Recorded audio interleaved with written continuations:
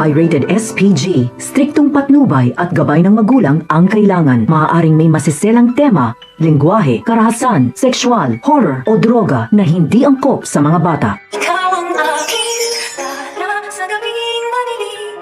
Ikaw ang bawat sana sa lahat ng hiling. Sagot sa aking. Magkakaroon na naman ang harapan itong si Moira at itong si Lynette. At dito naman na inaasar ni Lynette itong si Moira na hayaan na lamang daw na mag-enjoy itong si Moira at magbakasyon, baka ito na daw ang huling araw ng kanyang kasiyahan. At dito naman naasar itong si Moira sa mga sinasabi dito ni Lynette. Samantala, gusto nga dalawin ni Moira itong si Don Pepe upang makita niya ang sitwasyon kung ano na nga ang kalagayan nito. Kaya agad na pumasok itong si Moira dito nga sa kwarta ni Don Pepe. At ang sumunod naman ay ang kanya anak na si Zoe. At dito naman na sinasabi ni Moira at ibinobulong dito kay Don Pepe na namimiss niya daw itong matanda. At mamaya-maya ay nagbukas ang pinto at dito naman dumating itong si Zoe. Laking gulat ng mag-ina nang bigla nga nagkamalay at nagising na itong si Don Pepe. At pagtanto na may tao nga sa loob ng kwarto at dito nagtanong itong si Don Pepe na kung sino ang mga ito dahil hindi niya nga ito natatandaan. At dito naman nagulat itong si Zoe na hindi siya kinakilala ng kanyang lolo Pepe at ganoon din ng kanyang ina. Isa lamang ibig sabihin nito na may amnesia nga ngayon itong si Don Pepe. Samantala, tuwang-tuwa naman itong si Lynette na makakasama niya ang kanyang anak papuntang Japan. Dahil sa sorpresa na ibinigay nga ni Carlos dito kay Lynette na sa ganon ay makabawi nga ito dahil sa nangyari sa kanilang dalawa na nagkaroon nga na sinasaktan ni Carlos itong si Lynette at dahil gusto niya na hindi nga magalit ng husto itong si Lynette sa kanya, kaya agad nga gumawa ng paraan itong si Carlos nang sa ganon ay mapawi naman ang inis ni Lynette dito nga sa kanya at hindi nga naituloy ni Lynette na magsumbong dito kay Annalyn kung ano nga ang tunay na ugali dito ni Carlos Benitez.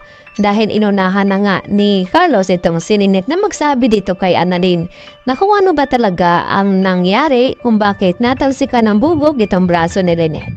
Samantala, napagalaman naman ngayon ng mga kapulisan na itong kotse na hindi daw pagmamayari ni Moira dahil iba daw ang nagmamaniho nito at ito na nga si Miss Nerissa Sandoval. At nagulat itong si Giselle dahil nakita niya at natatandaan na minamaniho nga ito ni Moira bago nawala itong si Don Pepe. At dito naman na sinabi ni Giselle sa mga pulis na kinakailangan nila imbestigahan kung ano nga ang kinalaman dito ni Nerissa sa nangyaring kidnapping dito sa ama ni Giselle. Kaya agad nilang pinuntahan ito sa bahay at pinanampot itong si Nerissa. At nagulat naman itong si Nerissa na kung ano daw ang ginagawa ng mga pulis. At dito na sinabi ni Giselle na nalaman na nga nila itong kotse ni Nerissa ang ginamit nung kinidnap nga itong si Lolo Pepe. At dahil dito, nagpupumilit itong si Nerissa na wala daw siyang kinalaman sa nangyaring kidnapping at hindi daw siyang nagmamaniho ng kotse na iyon sa araw ng kinidnap ito si Don Pepe.